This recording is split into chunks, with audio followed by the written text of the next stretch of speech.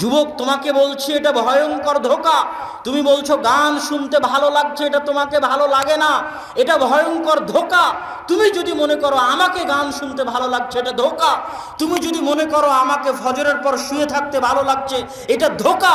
যুইয়িনা লাহুম, তোমার সামনে ভালো লাগায় আর শয়তান, শয়তানে ভালো লাগায়।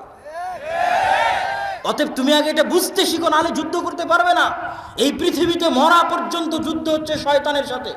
শয়তানের সাথে তো তখন যুদ্ধ করতে পারবে যখন তুমি জানবে যে আমি ফজরে আমাকে ঘুমাচ্ছে কে, ফজরে আমাকে ঘুম পাড়াচ্ছে কে বলেন, আপনাকে গান শোনাচ্ছে কে, আপনার কানের মধ্যে গানকে ভালো লাগায় কে, শয়তান।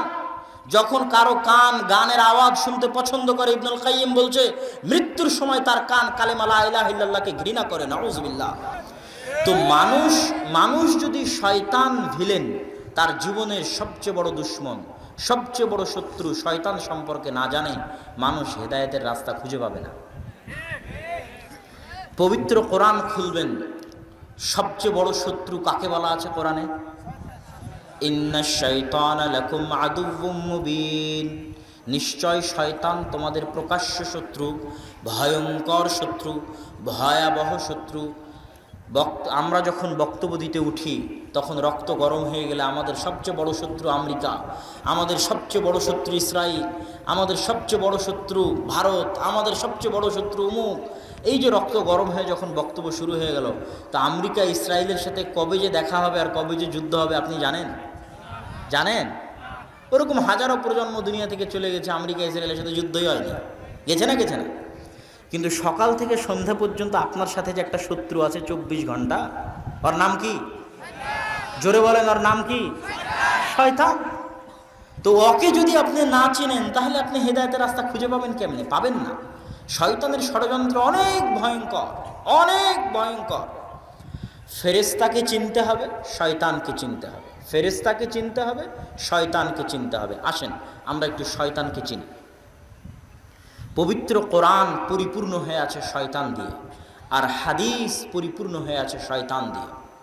আমরা যখন কোরআন পড়াই শুরু করি তখন কি বলি? আউযু বিল্লাহি মিনাশ শাইতানির রাজীম, বিতাড়িত শয়তান থেকে পরিত্রাণ চাচ্ছে।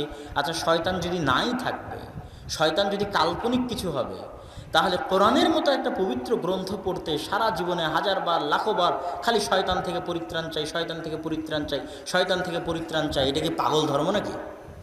আপনি কি মনে করেন? যদি শয়তানের অস্তিত্ব নাই থাকবে তাহলে এটা কি পাগল ধর্ম নাকি যে রাত দিন খালি এটাই পড়াচ্ছে? কি বলো? আউযু বিল্লাহি মিনাশ শাইতানির রাজীম, বিতাড়িত শয়তান থেকে পরিত্রাণ চাই। তো শয়তান তো অবশ্যই এমন ভয়ঙ্কর কিছু, এমন ভয়াবহ কিছু, এমন ভয়ানক কিছু, আপনার কল্পনার চাইতে, আপনার চিন্তার চাইতে, আপনার ভাবনার চাইতে ভয়ঙ্কর এবং ভয়ানক কিছু। এত ভয়ানক, এত ভয়ঙ্কর যে 24 ঘন্টা আপনাকে পড়তে হচ্ছে আউযু বিল্লাহি মিনাশ শাইতানির রাজীম। না কি বলেন? আপনি কি মনে করেন? যদি এত ভয়ঙ্কর না হয় এত গুরুত্ব দিয়ে বলার কি দরকার? এত গুরুত্ব দিয়ে বলার প্রয়োজন নাই তো। কোরআনে সব জায়গায় আল্লাহ সুবহানাহু ওয়া তাআলা বলছে তোমাদের সবচেয়ে বড় শত্রু শয়তান, তোমাদের মহাশত্রু শয়তান, তোমাদের ভয়ঙ্কর শত্রু শয়তান। কেন শয়তান ভয়ঙ্কর শত্রু? আল্লাহ পবিত্র কোরআনে শয়তানের কিছু ওয়াদা উল্লেখ করেছে, শয়তানের শপথ। ওয়ালা উযিল্লান্নাহুম ওয়ালা উমান্নিয়ান্নাহুম ওয়ালা আমুরান্নাহুম, কোরআনের আয়াত। শয়তানে শপথ করছে যে অবশ্যই আমি মানুষকে পথভ্রষ্ট করবই করব। ওয়ালা উযিল্লান্নাহুম, অবশ্যই আমি মানুষকে পথভ্রষ্ট করেই ছাড়ব। ওয়ালা আকুদান্নাহুম সিরাতাকাল মুস্তাকিম, মানুষ সিরাতে মুস্তাকিমে যেন চলতে না পারে, এই জন্য সিরাতে মুস্তাকিমে চলার ক্ষেত্রে মানুষের রাস্তায় আমি শয়তান বাধা দিব তার ডান দিক থেকে, আমি শয়তান বাধা দিব তার বাম দিক থেকে, আমি শয়তান বাধা দিব তার সামনে থেকে, আমি শয়তান বাধা দিব তার পিছন থেকে। এগুলো কোরআনের আয়াতে আল্লাহ বর্ণনা করতেছেন। কার শপথ? জোরে বলেন, কার শপথ? শয়তানের শপথ। তো শয়তান যদি কাল্পনিক কিছু হয়, আর মানুষ যতই আপনি বলেন আমি শয়তানে বিশ্বাস করি, কেউ শয়তানে বিশ্বাস করে না। যতই বলেন ফেরেশতায় বিশ্বাস করি, আসলে কেউ ফেরেশতাতে বিশ্বাস করে না। মানুষ যদি শয়তান আর ফেরেশতাকে জানতো, মানুষ কোনোদিন গুনাহই করতো না। মানুষ যদি বুঝতো যে শয়তান কি, শয়তানের ষড়যন্ত্র কেমন, সে কিভাবে শয়তানের গোলাম হয়ে গেছে, কিভাবে শয়তানের দাস হয়ে গেছে, আর শয়তান যে বাস্তব কিছু, নট কাল্পনিক, শয়তান যে সত্যিই মানুষকে গোলাম বানাতে পারে, আমরা যে সত্যিই শয়তানের গোলাম হয়ে গেছি, এটা যতক্ষণ না বুঝতে পারবো ততক্ষণ শয়তানের গোলামি থেকে মুক্তি পাবো কিভাবে? পাবো না তো মুক্তি। জানতে তো হবে আগে শয়তান কে। শয়তানের পরিচয়ের 1 নম্বর পয়েন্ট হচ্ছে, মানুষও শয়তান হতে পারে, জিনও শয়তান হতে পারে। জিন আর মানুষের বাইরে শয়তান বলে আলাদা কোনো সৃষ্টি নাই। আল্লাহ জিন শয়তানই মূল শয়তান। জিনদের মধ্যে যারা পথভ্রষ্ট, জিনদের মধ্যে যারা খারাপ, এরাই শয়তান। আর শয়তানের সবচেয়ে বড় নেতাকে ইবলিস। সবচেয়ে বড় নেতাকে ইবলিস। এবং ইবলিস মহাসমুদ্রে বিশাল আসন নিয়ে বসে, এটা কাল্পনিক নয়, সত্যি ইবলিস মহাসমুদ্রে। আজকেও ইবলিস মহাসমুদ্রে তার আসন নিয়ে বসেছে।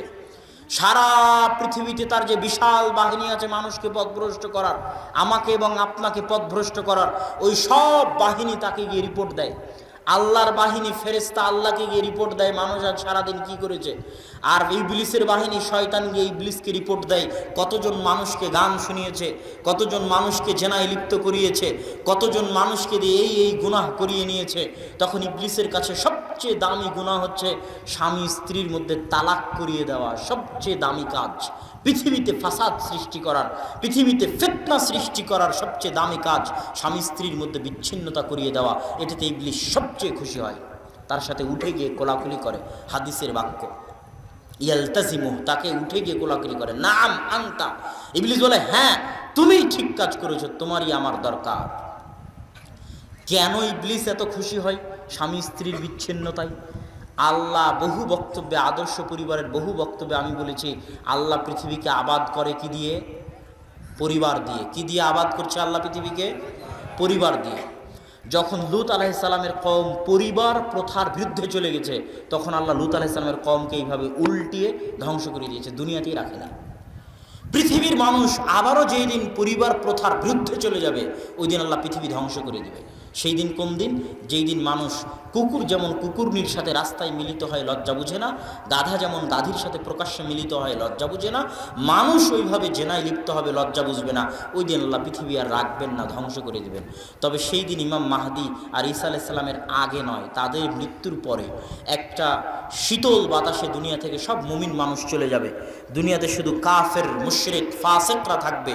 ওই কাফের, মুশরিক, ফাসেকদের চরিত্র বৈশিষ্ট্য হবে এমন যে তারা পশু প্রাণীর মতো খোলা রাস্তায় জেনায় লিপ্ত হবে। তখন আর পরিবার প্রথা থাকবে না।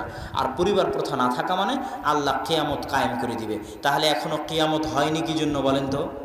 পরিবার প্রথা আছে তাই। কি জন্য কিয়ামত হয়নি? জোরে বলেন, কি আছে তাই? পরিবার আছে তাই কিয়ামত হয়নি রে বাবা। পরিবার আছে এই জন্য কিয়ামত হয়নি। পরিবার যেই দিন থাকবে না ওই দিন কিয়ামত হয়ে যাবে। তাহলে পৃথিবী টিকে আছে পরিবার দিয়ে। তাহলে ইসলামেরও মূল ভিত্তি পরিবার।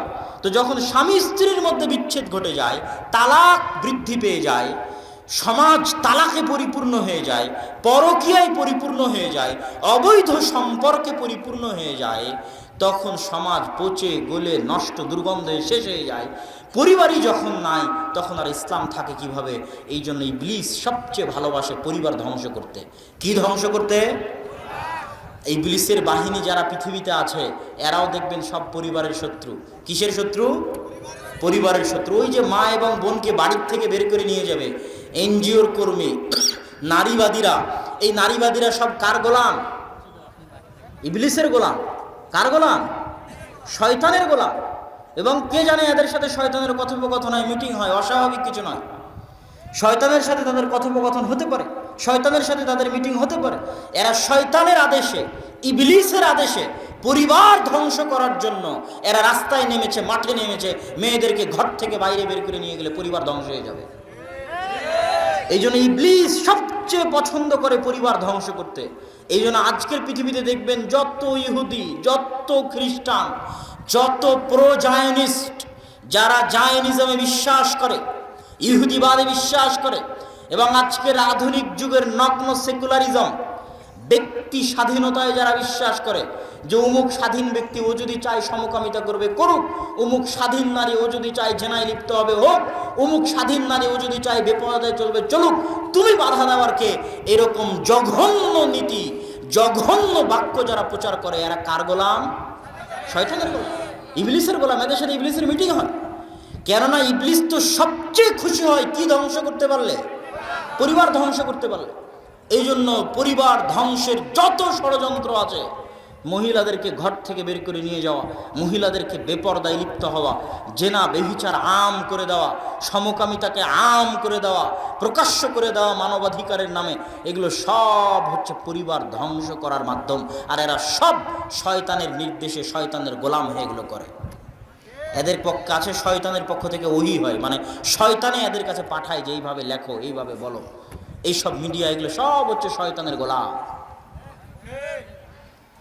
এই জন্য আজকে যে, যদিও এটার বিষয়ে কালকে বিস্তারিত আলোচনা করব, তাও বলি, আজকে রাশিয়ার সাথে যে আমেরিকার যুদ্ধ হচ্ছে, তো রাশিয়ার একজন দার্শনিক আছে আলেকজান্ডার দুগিন, উনি ওনার বইয়ের মধ্যে এই জিনিসগুলো খুব স্পষ্ট করে তুলে ধরেছে যে কিভাবে আমেরিকা এবং ইসরায়েলের প্রো জায়নিজম, যারা জায়নিজমে বিশ্বাস করে, ইহুদিবাদে বিশ্বাস করে, তারা কিভাবে মানবাধিকারের নামে একটা দেশে সংখ্যালঘুদেরকে শক্তিশালী বানিয়ে দেয়, সংখ্যাগরিষ্ঠদেরকে অসহায় করে দেয়। বুঝতে পারেন? সংখ্যালঘুদেরকে শক্তিশালী করে আর সংখ্যাগরিষ্ঠদেরকে অসহায় করে দেয়। অসহায়। আপনি আজকে যদি ভোটের ব্যবস্থা করেন, তো আজকের ভোটে আপনি দেখতে পাবেন যে মানুষ, সংখ্যাগরিষ্ঠ মানুষ ইসলামের পক্ষে, মুসলমানদের পক্ষে, ইসলামী আইন কানুনের পক্ষে, ইসলামী নিয়ম নীতির পক্ষে, কিন্তু কিছু অল্প সংখ্যক মানুষ যারা সংখ্যালঘু, তারা ওটার পক্ষে নয়। ওই সংখ্যালঘু মানুষের মানবাধিকারের নামে, ওই সংখ্যালঘু মানুষের অধিকারের নামে সংখ্যাগরিষ্ঠকে মাজলুম করে দেওয়া হয়েছে সারা পৃথিবীতে। এটাই হচ্ছে ইহুদিদের ভয়ঙ্কর অস্ত্র, যে তারা মানবাধিকারের নামে এই জিনিসটা করে। সমাজে কি চলতেছে, সমাজের কি নিয়ম নীতি, কি কৃষ্টি কালচার দেশের, এগুলো পড়া নয়। অমুক স্বাধীন, প্রত্যেকটা মানুষ ব্যক্তিগতভাবে স্বাধীন, ও যদি এখন উলঙ্গ হয়ে ঘুরে বেড়ায়, তোমাকে উলঙ্গ হয়ে ঘুরে বেড়াতে দিতে হবে, তাতে তোমার কষ্ট লাগলো, এটাই নাকি স্বাধীনতা? বলে রিয়াজ বিল্লাহ, এটা হচ্ছে শয়তানের গোলামি। তো বিস্তারিত এটা কালকে বলবো ইনশাল্লাহ। তো এখান থেকে আমরা আবার ফিরি। শয়তান, শয়তানের দাসত্ব। শয়তান সবচেয়ে পছন্দ করে পরিবার ভেঙে দিতে। এবার শয়তান সম্পর্কে কয়েকটা হাদিস শোনেন। শয়তান সম্পর্কে কয়েকটা হাদিস একের পর এক বলি।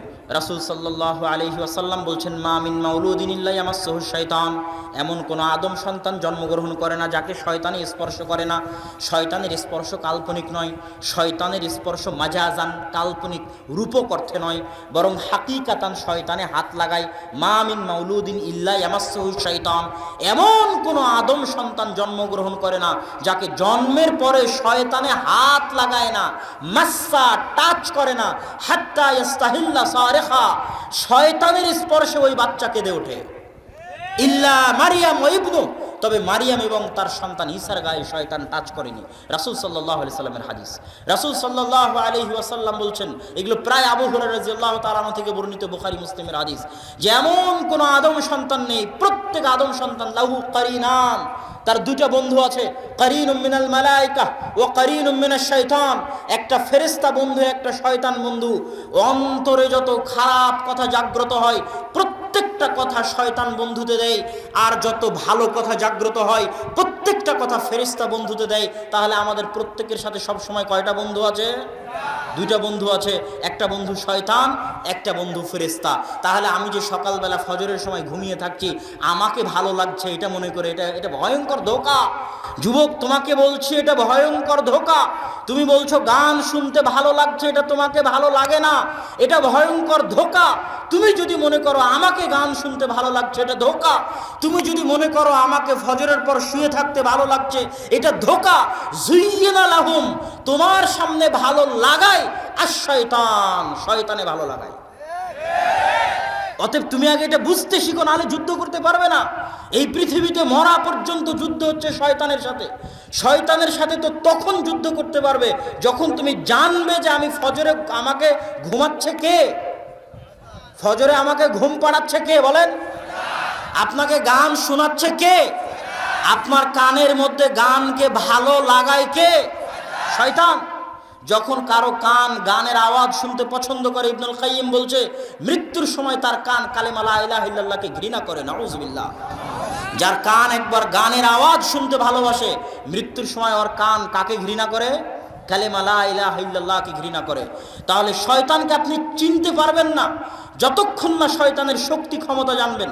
রাসূল সাল্লাল্লাহু আলাইহি ওয়াসাল্লাম বলছেন ইন্না শাইতান ইয়াজরি মাজরাদ দাম, মানুষের রক্তের কণায় কণায় শয়তান চলতে পারে। এটা কি কাল্পনিক না বাস্তব? বাস্তব। আপনার রক্তের কণায় কণায় শয়তান চলতে পারে। এই জন্য রাসূল সাল্লাল্লাহু আলাইহি ওয়াসাল্লাম বলছেন যারা শাহওয়াত, নিজের মনের শাহওয়াত কন্ট্রোল করতে যায় তারা রোজা রাখো। রোজা রাখলে খাবার কম হয়, খাবার কম হলে রক্তকণিকা ছোট হয়ে যায়, রক্তকণিকা ছোট হয়ে যাওয়ার জন্য শয়তান ঢুকতে পারে না রক্তকণিকার মধ্যে। এই জন্য সিয়াম রাখো, রোজা রাখো, যাতে শয়তানে তোমার রক্তকণিকার মধ্যে ঢুকতে না পারে।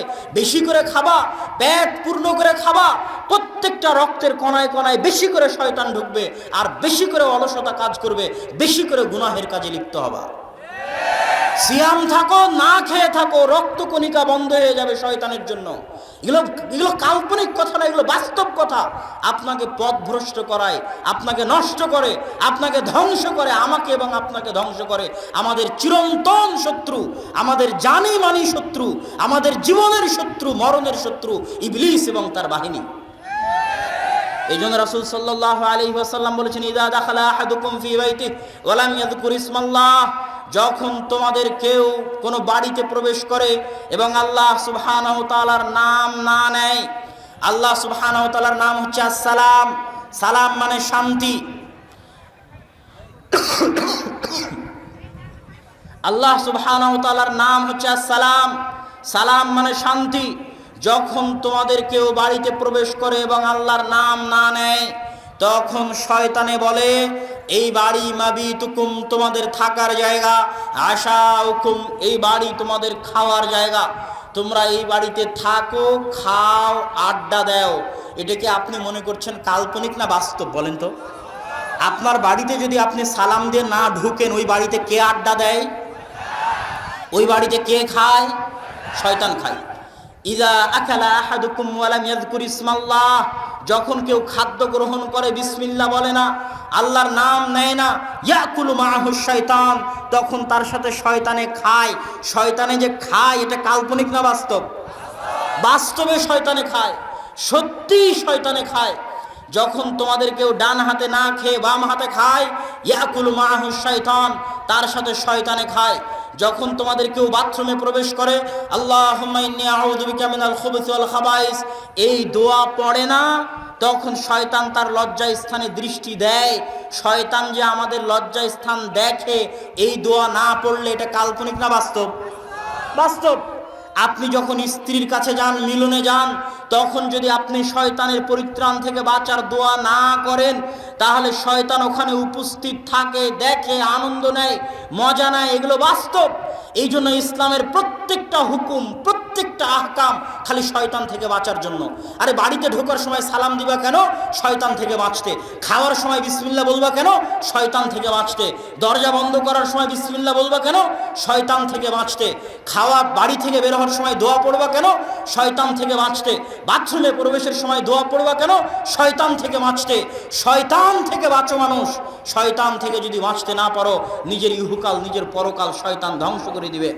অতএব হে মানুষ, হে যুবক, আজকের বক্তব্যের সারমর্ম হিসেবে বলতে চাই, ইন্নাশ শাইতানা লাকুম আদুউম মুবিন, শয়তানের সাথে জিহাদ করা শিখো, শয়তানের সাথে যুদ্ধ করা শিখো। শয়তানের সাথে সবচেয়ে বড় জিহাদ, সবচেয়ে বড় যুদ্ধ হচ্ছে 5 ওয়াক্ত সালাতে মসজিদে যাওয়া। এটা সবচেয়ে বড় যুদ্ধ, সবচেয়ে বড় জিহাদ। শয়তান এই জায়গায় সবচেয়ে বাধা দিবে, সবচেয়ে আটকাবে। 5 ওয়াক্ত সালাতে মসজিদে নিয়ে যেতে সবচেয়ে বাধা দিবে, সবচেয়ে আটকাবে। আর এটাই হচ্ছে শয়তানের বিরুদ্ধে সবচেয়ে বড় যুদ্ধ। এই যুদ্ধে যদি কেউ টিকে যায়, এই যুদ্ধে যদি কেউ জয়ী হয়ে যায়, 5 ওয়াক্ত সালাতে মসজিদে যায়, শয়তানের সাথে যুদ্ধ করে, শয়তানের সাথে লড়াই করে, তাহলে অন্য গুনাহ থেকে বেঁচে থাকা তার জন্য সহজ হবে। ও শয়তানের উপর গালেব, শয়তানের উপর কাবু হয়ে যাবে, শয়তানের উপর ক্ষমতাবান হয়ে যাবে। আর যখন এই জিহাদে পরাজিত হয়ে যাবে, তখন ও নিজে শয়তানের গোলাম হয়ে যাবে, ও তখন শয়তানের দাস হয়ে যাবে। সকাল সন্ধ্যে তখন ও শয়তানের কথায় উঠবে, শয়তানের কথায় বসবে। ওর অন্তর তখন কার কন্ট্রোলে? যারা টাকার কারণে ইমান বিক্রি করে দেয়, টাকার কারণে দিন বিক্রি করে দেয়, টাকার কারণে দাড়ি বিক্রি করে দেয়, টাকার কারণে টাকনুর নিচে প্যান্ট পরা বিক্রি করে দেয়, সমাজের কারণে সকল প্রকার শিরক, বেদাত এবং ইসলাম বিরোধী নীতি নৈতিকতার সাথে আপোষ করে। আর এগুলো প্রত্যেকটাই হচ্ছে শয়তানের দাসত্বের এক একটা পর্ব, এক একটা পর্যায়। সুতরাং আজকের বক্তব্যের আমি শেষের দিকে চলে আসি। শয়তানের দাসত্ব থেকে যদি আমরা বাঁচতে চাই, তাহলে যেমন 5 ওয়াক্ত সালাত আদায় করতে হবে, ঠিক তেমন পবিত্র কোরআন তেলাওয়াত করতে হবে। পবিত্র কোরআন আপনাকে শয়তানের দাসত্ব থেকে বাঁচাতে পারে, শয়তানের কবল থেকে আপনাকে উদ্ধার করতে পারে। শয়তান খুব শক্তিশালী এরকমও নয়, শয়তান অনেক দুর্বল। শয়তানের দুর্বলতার কথা বলতে গিয়ে মুহাদ্দিসগণ বলেছেন, শয়তান কেমন দুর্বল? ওমরের মতো মানুষের ঈমান এত শক্তিশালী, এত পাওয়ারফুল, আর শয়তান এত দুর্বল যে ওমর যে রাস্তা দিয়ে হাঁটে ওই রাস্তা দিয়ে শয়তান হাঁটে না। তো ব্যাখ্যায় মুহাদ্দিসগণ লিখছেন, হাল হাদা খাসুন লিউমর, এটা কি শুধু ওমরের সাথে খাস যে শয়তান ওমরকে দেখে ভয় পাবে? বলছেন না, এটা শুধু ওমরের সাথে খাস নয়। ওই রকম ব্যক্তিত্ববান, ওই রকম তাকওয়াওয়ালা, ওই রকম পরহেজগারওয়ালা, ওই রকম ঈমানওয়ালা, ওই রকম অন্তর শক্তিশালী, নিজের অন্তরের উপর কন্ট্রোল আছে, কাবু আছে, 5 ওয়াক্ত সালাতে মসজিদে যেতে পারে এরকম কাবু আছে, তাহাজ্জুদের সালাত আদায় করতে পারে এরকম কন্ট্রোল আছে, শক্তিশালী আত্মমর্যাদা, আত্মসম্মান আছে, শক্তিশালী ব্যক্তিত্ব আছে, এরকম মানুষকে দেখো শয়তান ভয় পায়। এই জন্য দেখবেন যতজনকে জিনে ধরে এরা সব জাইফুন নফস, দুর্বল আত্মার অধিকারী। যাদেরকে জিনে ধরে এরা হচ্ছে জাইফুন নফস। কেন? শয়তান মানুষের উপর তখনই প্রাধান্য পায় যখন হয় মানুষ খুব রাগান্বিত থাকে, আর না হয় মানুষ খুব ভীত থাকে। এই দুটোর বাইরে কিন্তু শয়তান মানুষের মধ্যে ঢুকতে পারবে না, মানে পরিপূর্ণ কন্ট্রোল করতে পারে না। হয় খুব রাগান্বিত হলেও শয়তানের জন্য সহজ হয় ঢুকে যাওয়া, খুব ভীত হলেও শয়তানের জন্য সহজ হয় ঢুকে যাওয়া। তো যাদের জাইফুন নফস, ব্যক্তিত্ব দুর্বল, আত্মমর্যাদা দুর্বল, আত্মসম্মান দুর্বল, এদেরকে দেখে শয়তান জীবনে ভয় পায় না, শয়তান এদেরকে গোলাম বানিয়ে ফেলে। আর যাদের আত্মমর্যাদা মজবুত, যাদের সালাত মজবুত, সিয়াম মজবুত, ইবাদত মজবুত, আল্লাহর সাথে সম্পর্ক মজবুত, শয়তান এদেরকে দেখে ভয় পায়। সম্মানিত উপস্থিতি, বক্তব্যের শেষের দিকে চলে এসেছে। দান এমন একটি ইবাদত যেটার ক্ষেত্রে আমি শুধু একটাই আয়াত পড়ি, সেটা হচ্ছে মিম্মা রাযাকনাহুম ইউনফিকুন। আল্লাহ সুবহানাহু ওয়া তাআলা আমাদেরকে বলেনি যে আমাদের টাকা আমাদেরকে দান করতে হবে, এটা আল্লাহ সুবহানাহু ওয়া তাআলা বলেননি। আল্লাহ সুবহানাহু ওয়া তাআলা কোরআনেও বলেননি মানুষ তোমাদের টাকা দান করো, হাদিসেও আল্লাহ বলেননি মানুষ তোমাদের ধন সম্পদ দান করো। তো আপনি আশ্চর্য হবেন ভেবে, আমার ধন সম্পদ দান না করলে কার দান করব? আমার টাকা দান না করলে কারটা দান করব? কথা আসলে এটা নয়। আল্লাহ বলছেন মিম্মা রাযাকনাহুম ইউনফিকুন, আপনার পকেটে যদি 100 টাকা থাকে ওইটা আমি আল্লাহ রিজিক হিসেবে দিয়েছি। তুমি যদি 100 বিঘা সম্পত্তির মালিক হয়ে থাকো, রাযাকনাহুম, আমি আল্লাহ রিজিক হিসেবে দিয়েছি, আল্লাহ এটা আপনার সম্পদ। কোথাও বলেনি, সব জায়গায় আল্লাহ বলেছে আমার দেওয়া রিজিক। তো আপনি আল্লাহর দেওয়া রিজিক আল্লাহর রাস্তায় দান করবেন, তার জন্য আল্লাহ আপনাকে নেকি দিবে। আল্লাহু আকবার। কত বড় ফজিলত দেখেন, টাকা আপনার নয়, আল্লাহই দিল, আল্লাহরই দেওয়া টাকা। এখন আল্লাহরই দেওয়া টাকা আপনি আল্লাহকে ফেরত দিচ্ছেন, তার জন্য নাকি আল্লাহ আপনাকে নেকি দিবে? অন্যের দেওয়া টাকা নিয়ে এসে আল্লাহকে দিতেন, তাহলে আল্লাহ খুশি হতো, এটা একটা কথা ছিল। মিম্মা রাযাকনাহুম, আল্লাহর দেওয়া টাকা, আল্লাহর দেওয়া সম্পদ, আল্লাহর দেওয়া জমি, আল্লাহর দেওয়া জায়গা, আল্লাহ কি দিবেন তাও আল্লাহ খুশি। আল্লাহু আকবার। অতএব দানের হাত প্রশস্ত করবেন, কার্পণ্য করবেন না। যাওয়ার সময় মাসিকাল ইতিসাম আর দাওয়া ইলাল্লাহর সকাল সন্ধ্যায় পঠিতব্য দোয়া, নতুন বই, পোশাক, নতুন বই, রাসূল সাল্লাল্লাহু আলাইহি ওয়াসাল্লামের সালাত বনাম প্রচলিত সালাত, এগুলো নিয়ে যাওয়ার চেষ্টা করবেন। মাসিক আল ইতিসাম এর এজেন্ট হবেন। স্টল আছে, ডানের শেষের দিকে স্টল আছে, স্টল থেকে নেবেন।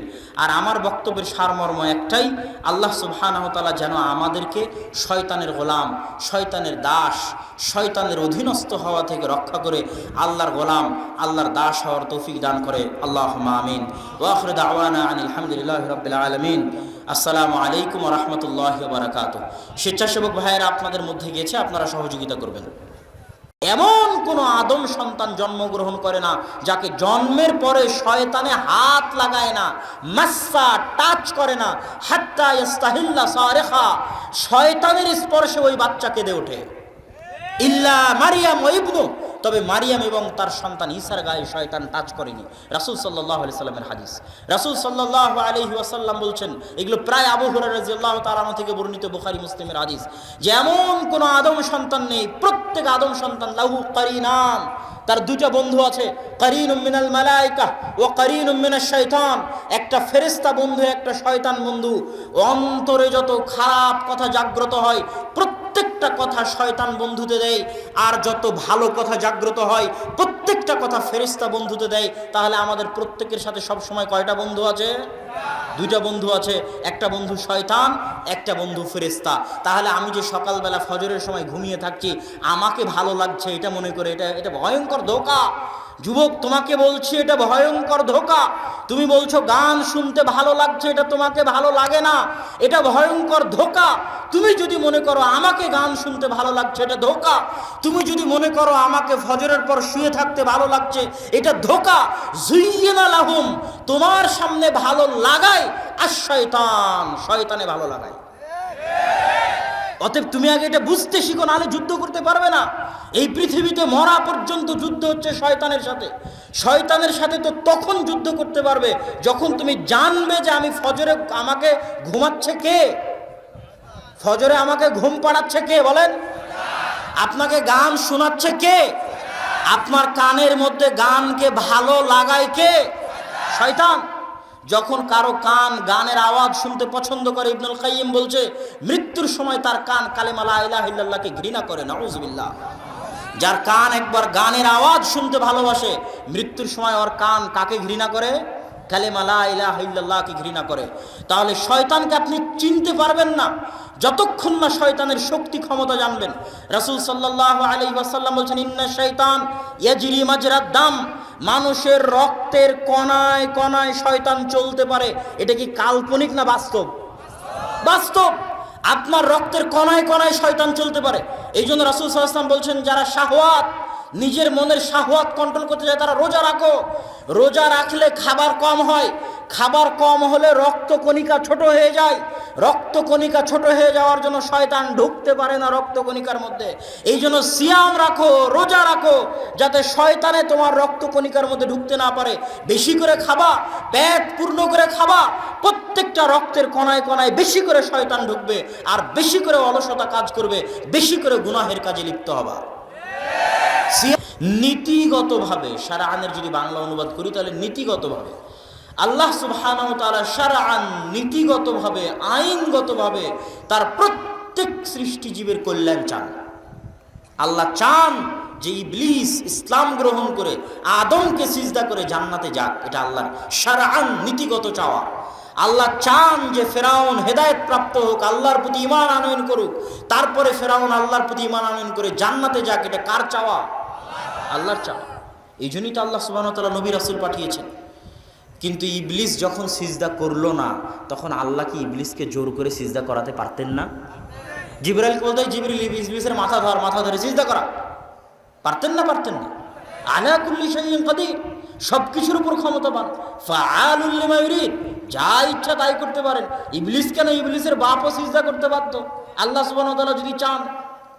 তো আল্লাহ সুবহানাহু ওয়া তাআলা শারআন, নীতিগতভাবে চান ইবলিস হেদায়েত প্রাপ্ত হোক, কিন্তু ইবলিস যখন সিজদা করেনি তখন আল্লাহ জোর করে ইবলিসকে সিজদা করায়নি। তো ইবলিসের বাপের ক্ষমতা ছিল সিজদা না করে টিকে থাকার। আল্লাহ যদি অনুমতি না দেয়, আল্লাহ যদি পারমিশন না দেয়, তো আল্লাহ সুবহানাহু ওয়া তাআলা তাকে জোর করে সিজদা করাননি, তাকে ধ্বংস করেননি, তাকে টিকিয়ে রেখেছেন। এটা ইবলিসের বাপের ক্ষমতা নয়, এটা আল্লাহ সুবহানাহু ওয়া তাআলা তাকে ছাড় দিয়েছে, তাই এটাও আল্লাহর একটা ইচ্ছা। তো তেমনিভাবে আল্লাহ সুবহানাহু ওয়া তাআলা চান যে আপনি হেদায়েত প্রাপ্ত হয়ে 5 ওয়াক্ত সালাত আদায় করেন, গান বাজনা না শুনেন, টিভি সিনেমা অশ্লীল দৃশ্য না দেখেন। এটা আল্লাহর চাওয়া। এই চাওয়ার জন্য আল্লাহ কোরআন পাঠিয়েছে, এই চাওয়ার জন্য আল্লাহ নবী পাঠিয়েছে, এই চাওয়ার জন্য আল্লাহ আজকে প্রোগ্রামের আয়োজন করেছে, এই চাওয়ার জন্য আল্লাহ বক্তব্যের ব্যবস্থা করে দিয়েছে, জুমার খুতবা করে দিয়েছে, মসজিদ করে দিয়েছে। এত কিছু করে দেওয়ার পরও যখন আপনি গান শোনেন, আপনার কান কি বধির হয়ে যায়? কি কথা বলেন না যে কান বধির হয়? কিন্তু আল্লাহ চাইলে বধির করতে পারেন না? পারেন না? তোকে গান শুনতে দিব না, কেমনে শুনিস দেখি? পারেন বধির করতে। আপনি যখন অশ্লীল দৃশ্য দেখেন, আপনার চোখ কি অন্ধ হয়? হয় না। আল্লাহ চাইলে অন্ধ করতে পারে না? পারে না? পারে। তাহলে আল্লাহ শারআন চাচ্ছেন আপনি না দেখেন, কিন্তু যখন আপনি দেখছেন তখন আল্লাহ বাধাও দেয় না। তো ওই যে আল্লাহ বাধা দিচ্ছেন না, এটাও আল্লাহ সুবহানাহু ওয়া তাআলার একটা ইচ্ছা, একটা পারমিশন, একটা ছাড়। না হলে আপনার বাপের ক্ষমতা ছিল না যে আপনি দেখেন। ওই চোখও আল্লাহর দেওয়া, ওই কানও আল্লাহর দেওয়া। বুঝাতে পারিনি মনে হয়? তাহলে মানুষ যে গুনাহ করে, এই গুনাহ মানুষ স্বেচ্ছায় করে, কিন্তু স্বেচ্ছায় করার মধ্যেও আল্লাহর ছাড় থাকে, আল্লাহর দেওয়া ক্ষমতা থাকে, আল্লাহর দেওয়া পাওয়ার থাকে, আল্লাহর দেওয়া সকল কিছু ব্যবহার করে মানুষ গুনাহ করে, আল্লাহ বাধা দেন না। কিন্তু আল্লাহ ওটা চানো না যে মানুষ গুনাহ করে, আল্লাহ শারআন চান যে মানুষ হিদায়াত প্রাপ্ত হোক। তো এটাই হচ্ছে আল্লাহ সুবহানাহু তাআলার মানুষকে হেদায়েতে নিয়ে আসার যে অনুবাদটা করলাম, সেটার উপরে যে প্রশ্ন উত্থাপন হতে পারে সেটার সংক্ষিপ্ত ব্যাখ্যা। ওয়া নাশহাদু আল্লা ইলাহা ইল্লাল্লাহ, আর আমরা সাক্ষ্য দিচ্ছি আল্লাহ ব্যতীত সত্যিকার কোনো মাবুদ নেই। ওয়া নাশহাদু আন্না মুহাম্মাদান আবদুহু ওয়া রাসূলুহু, আর আমরা সাক্ষ্য দিচ্ছি মুহাম্মদ সাল্লাল্লাহু আলাইহি ওয়াসাল্লাম আল্লাহর বান্দা এবং তার রাসূল। তো প্রথম সাক্ষ্য দিলাম যে আল্লাহ ব্যতীত ইবাদতের যোগ্য কেউ নাই। ইলাহ মানে কিসের যোগ্য? ইলাহ মানে কিসের যোগ্য? ইবাদতের যোগ্য। ইলাহ মানে ইবাদতের যোগ্য। লা ইলাহা ইল্লাল্লাহ, আল্লাহ ব্যতীত ইবাদতের যোগ্য, কারো কাছে হাত তুলে দোয়া করতে হবে এই চাওয়ার যোগ্য, কারো সামনে সিজদা করতে হবে এই সিজদা পাওয়ার যোগ্য, বিপদে পড়ে কাউকে ডাকতে হবে এই ডাক পাওয়ার একমাত্র শুধুই শুধু অনলি অন কে হক রাখে? আপনি যদি আপনার সারা জীবনে একটা সিজদা দিতে চান, ওই একটা সিজদার পরিপূর্ণ হক কে রাখে? আল্লাহ সুবহানাহু ওয়া তাআলা। এটাই হচ্ছে উলুহিয়ত। উলুহিয়তে আল্লাহ সুবহানাহু ওয়া তাআলার একত্ববাদ। আমরা যারা ক্ষমতার নেশায় থাকি, তারা ক্ষমতার দখল করতে গিয়ে আল্লাহর উলুহিয়তে কম্প্রোমাইজ করেছি, আল্লাহর 100% একত্ববাদে ছাড় দিয়েছি। আর এটা আমাদেরকে পশ্চিমারা বুঝিয়েছে যে তোমাদের যে মূল্যবোধ আছে, ওই মূল্যবোধে ছাড় দিয়ে তোমরা ক্ষমতায় যাও, ক্ষমতায় গেলে ধীরে ধীরে সব ঠিক করে নিবে। এটা একটা হাতের মোয়ার মতো, একটা মরুভূমিতে দেখা ওই যে চিকচিক পানির মতো দেখায়, কাছে গেলে বালু, এরকম মরিচিকার মতো। বরং আল্লাহর উলুহিয়তে সরিষা সমপরিমাণ ছাড় না দিয়ে পুরো জীবন অতিক্রম করে দেওয়া একজন মুসলমানের সফলতা। বুঝাতে পারি না? একজন মুসলমানের সফলতা হচ্ছে আল্লাহর উলুহিয়তে সরিষা সমপরিমাণ ছাড় না দিয়ে দুনিয়া থেকে চলে যাওয়া। তাতে ক্ষমতা আসুক আর যাক, তাতে আমার যায় আসে না। তাতে টাকা থাকুক আর টাকা যাক, তাতে আমার যায় আসে না। তাতে মানুষে ভালো বলুক আর মানুষে মন্দ বলুক, তাতে আমার যায় আসে না। কিন্তু আমি নো কম্প্রোমাইজ। আল্লাহর উলুহিয়তে কোনো কম্প্রোমাইজ হবে না। আল্লাহ সুবহানাহু তাআলার একত্ববাদ, যে তিনি নাম হিসেবে একক, গুণ হিসেবে একক, কর্ম হিসেবে একক, ইবাদত পাওয়ার যোগ্য হিসেবে একক, রব হিসেবে একক, এগুলো সকল ক্ষেত্রে তিনি হচ্ছেন একক এবং অদ্বিতীয়। আল্লাহ সুবহানাহু ওয়া তাআলার এই একত্ব, এই অদ্বিতীয়ত্বে সরিষা সমপরিমাণ ছাড় না দিয়ে দুনিয়া থেকে বিদায় নেওয়া একজন মুসলমানের জীবনের সবচেয়ে বড় সফলতা। সফলতা আল্লাহর উলুহিয়তে কম্প্রোমাইজ করে কোনো একটা বড় কিছু করে দেওয়ার নাম সফলতা নয়। ওয়া নাশহাদু আন্না মুহাম্মাদান আবদুহু ওয়া রাসূলুহু, আর সাক্ষ্য দিচ্ছি মুহাম্মদ আল্লাহর বান্দা। মুহাম্মদ সাল্লাল্লাহু আলাইহি সাল্লামের কত গুণ আছে, অসংখ্য অগণিত গুণ আছে। আল্লাহ খালি একটা গুণ চয়েস করলেন, সেটা হচ্ছে তার বান্দা। আল্লাহ সুবহানাহু ওয়া তাআলা যখন কোরআন মাজিদে বলেছে সুবহানাল্লাযী আসরা বিআবদিহি লাইলাম মিনাল মাসজিদিল হারামি ইলাল মাসজিদিল আকসা, যে ওই আল্লাহর পবিত্রতা বর্ণনা করছি যিনি তার বান্দাকে, আরো শত শত গুণ আছে, সব গুণ বাদ দিয়ে আল্লাহ তার রাসূলের জন্য একটা গুণ উল্লেখ করেছে। সেই গুণটা কি বলেন তো? আল্লাহর দাস, আল্লাহর গোলাম, আল্লাহর বান্দা। কি জন্য?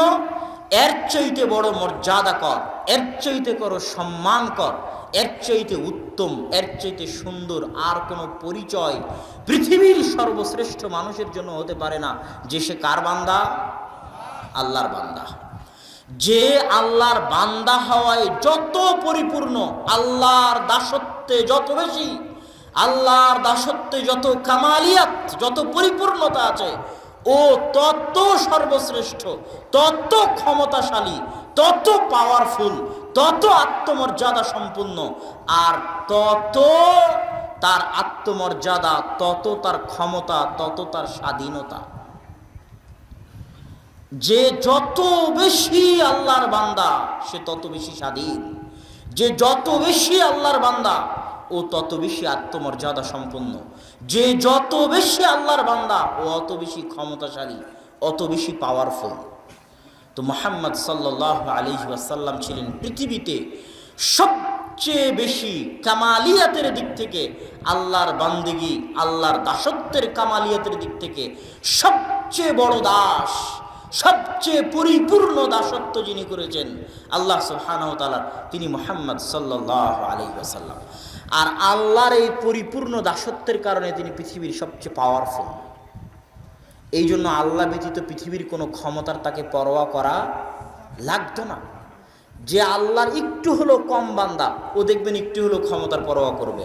আরে চেয়ারম্যান সাহেব যেন কি বলে, মেম্বার সাহেব যে কি বলে, গ্রামের মানুষ যে কি বলে, সমাজের মানুষ যে কি বলে, ও হচ্ছে ডারপোক, ভীতু, কাপুরুষ, পরাধীন, গোলাম, মানুষের গোলাম, ক্ষমতার গোলাম, নারীর গোলাম, টাকার গোলাম, সম্মানের গোলাম, ভীতু, কাপুরুষ, পরাধীন। আর যে 100তে 100 আল্লাহর বান্দা, ওর কি পরোয়া করার প্রয়োজন আছে? কারো টাকার পরোয়া করার প্রয়োজন আছে? কারো ক্ষমতার পরোয়া করার প্রয়োজন আছে? নাই। ও হচ্ছে পারমাণবিক বোমের চেয়ে শক্তিশালী এবং পাওয়ারফুল।